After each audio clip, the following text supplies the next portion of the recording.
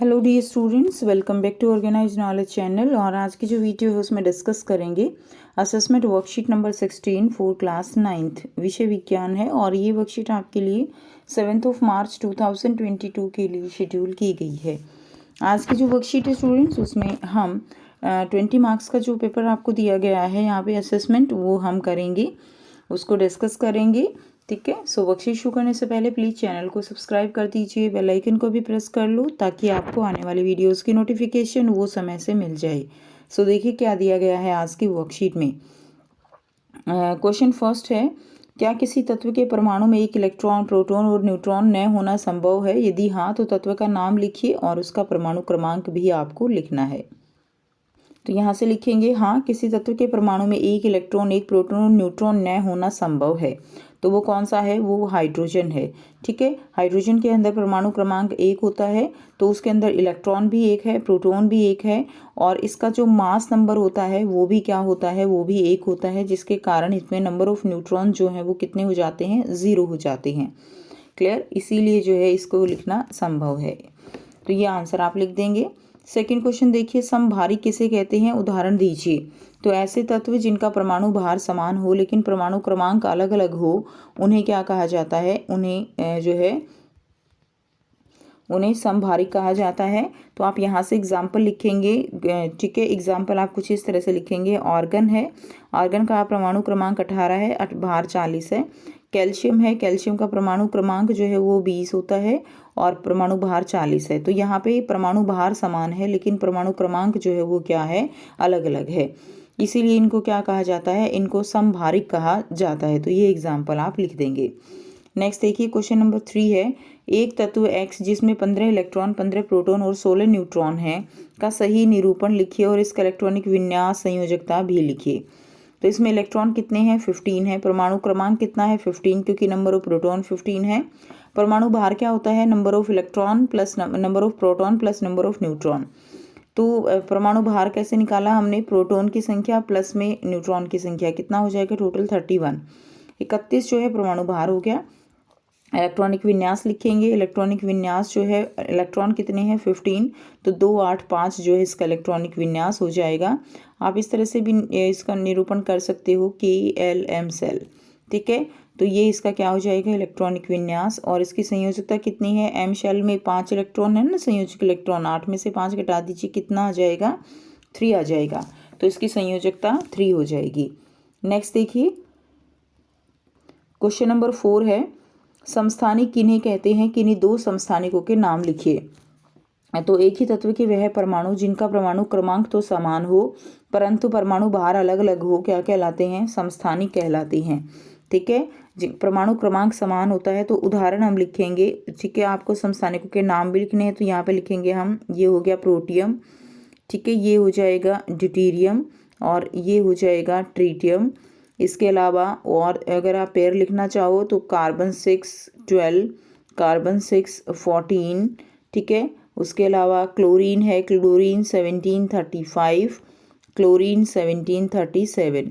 ये सारे के सारे एग्जाम्पल किसके हैं? ये सारे के सारे एग्जाम्पल आइसोटोप यानी समस्थानिकों के हैं जिनका परमाणु क्रमांक क्या है? समान है और परमाणु भार जो है वो अलग अलग है। नेक्स्ट देखिए, B है, समस्थानिकों के रासायनिक गुण समान क्यों होते हैं? तो समस्थानिकों के रासायनिक गुण समान क्यों हैं? समस्थानिकों में इलेक्ट्रॉन की संख्या बराबर होती है और रासायनिक गुण इलेक्ट्रॉन निर्धारित करते हैं, जिसके कारण उनके रासायनिक गुण समान होते हैं। रासायनिक गुण जो है किसके ऊपर निर्भर करते हैं? किसी भी जो हमारे पास तत्व होता है उसमें जितने नंबर ऑफ इलेक्ट्रॉन होते हैं वो उसके गुणों को निर्धारित करते हैं। तो यहाँ पर समस्थानिकों में रासायनिक गुण समान होते हैं क्योंकि इलेक्ट्रॉन की संख्या समान होती है। नेक्स्ट देखिए, क्वेश्चन नंबर 5 करेंगे। क्वेश्चन नंबर 4 तक हम कर चुके हैं। क्वेश्चन नंबर 5 है, क्या क्लोरीन 1735 और क्लोरीन 1737 की संयोजकताएं अलग अलग होंगी? स्पष्ट कीजिए। तो इसमें आप आंसर में लिख देंगे नहीं। ठीक है। संयोजकताएं समान होंगी क्योंकि देखिए इनमें जो यहाँ पे नंबर ऑफ इलेक्ट्रॉन है वो समान है, तो नहीं, संयोजकताएं क्या होंगी? समान होंगी। बेटा साथ साथ लिख लीजिए, समान होगी। क्लियर?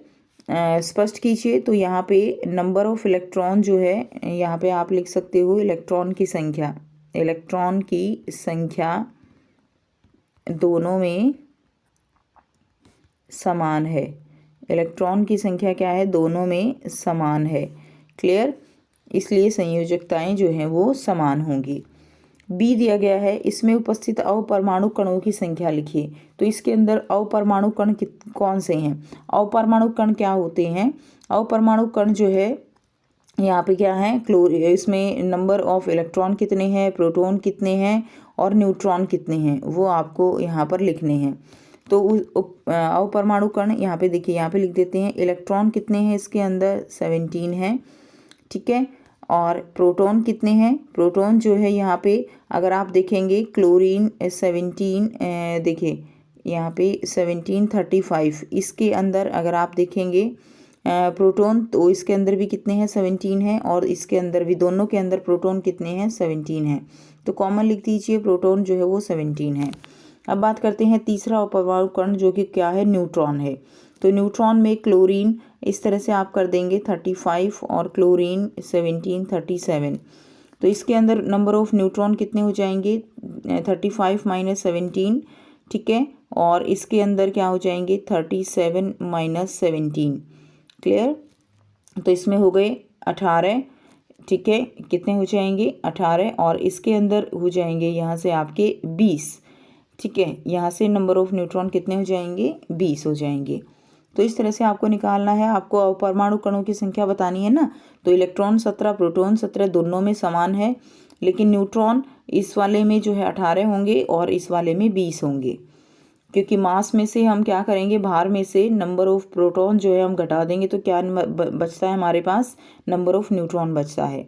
नेक्स्ट देखिए, अगला क्वेश्चन है क्वेश्चन नंबर 6। एल्यूमिनियम और क्लोरीन की परमाणु संख्या 13 और 17 है। एल्यूमिनियम 3 पॉजिटिव और क्लोराइड में इलेक्ट्रॉनों की संख्या क्या होगी? एल्यूमिनियम और क्लोरीन की परमाणु संख्या 13 और 17 है। तो देखिए एल्यूमिनियम की आप लिख देंगे 13। अब एल्यूमिनियम 3 पॉजिटिव में क्या होंगे, इसमें 3 इलेक्ट्रॉन निकल जाएंगे। ठीक है, प्लस का चार्ज है तो निकल जाएंगे, तो 10 रह जाएंगे। इसी तरह क्लोरीन है, क्लोरीन में कितने होते हैं, 17 होते हैं, लेकिन जब क्लोरीन के ऊपर नेगेटिव चार्ज आ गया तो 17 में 1 जुड़ गया, तो इसका मतलब इसमें इलेक्ट्रॉनों की संख्या 18 होगी। तो ये आपका क्वेश्चन नंबर 6 का आंसर हो जाएगा। क्वेश्चन नंबर 7 करेंगे, बोर के परमाणु मॉडल की व्याख्या आपको करनी है। ठीक है, तो बोर का परमाणु मॉडल देखिए, यहाँ से आंसर लिखेंगे। बोर का परमाणु मॉडल क्या है? रदरफोर्ड के परमाणु की संरचना के मॉडल के संबंध में उठी आपत्तियों को दूर करने के लिए बोर ने अपने परमाणु की संरचना का सिद्धांत प्रस्तुत किया। उनके सिद्धांत के मुख्य बिंदु क्या हैं? पहला है इलेक्ट्रॉन की कुछ निश्चित कक्षाएं, जिन्हें विविक्त कक्षा कहते हैं, परमाणु के अंदर होती हैं। दूसरा, जब इलेक्ट्रॉन विविक्त कक्षा में चक्कर लगाते हैं तो उनके ऊर्जा का विकिरण नहीं होता। इन कक्षाओं या कोशों को ऊर्जा स्तर कहते हैं, जो चित्र में दिखाए गए हैं। तो इस तरह से ये परमाणु का बोर का मॉडल है, ये आप बना देंगे। पहली कक्षा क्या है, KLMN। ठीक है, N की वैल्यू रहेगी 1 2 3 4, और सेंटर में क्या है, ये नाभिक रहेगा। तो ये चित्र आप इसमें बना देंगे। नेक्स्ट देखिए, अगला क्वेश्चन है बी पार्ट, संयोजकता इलेक्ट्रॉन किन्हें कहते हैं? तो यहाँ से कर लेंगे, आखिरी कक्ष में उपस्थित इलेक्ट्रॉनों की संख्या को संयोजक इलेक्ट्रॉन कहते हैं। आखिरी कक्ष में जो इलेक्ट्रॉन उपस्थित होते हैं, जैसे क्लोरीन का अगर हम देखें 17 है, तो 2 8 7 यहाँ पे क्या है, ये संयोजक इलेक्ट्रॉन हैं, जिनके आधार पर ही संयोजकता निकाली जाती है। क्लियर, तो ये थी स्टूडेंट्स आपकी आज की साइंस की असेसमेंट वर्कशीट। आई होप सभी बच्चों को ये क्लियर है। कोई भी डाउट है तो आप पूछ सकते हो। वीडियो अच्छी लगी तो वीडियो को ज़रूर से लाइक कर दीजिए, शेयर कर दीजिए और चैनल को सब्सक्राइब कर लीजिए। So thanks for watching. मिलते हैं नेक्स्ट वीडियो में नेक्स्ट वर्कशीट के साथ। Take care, have a nice day.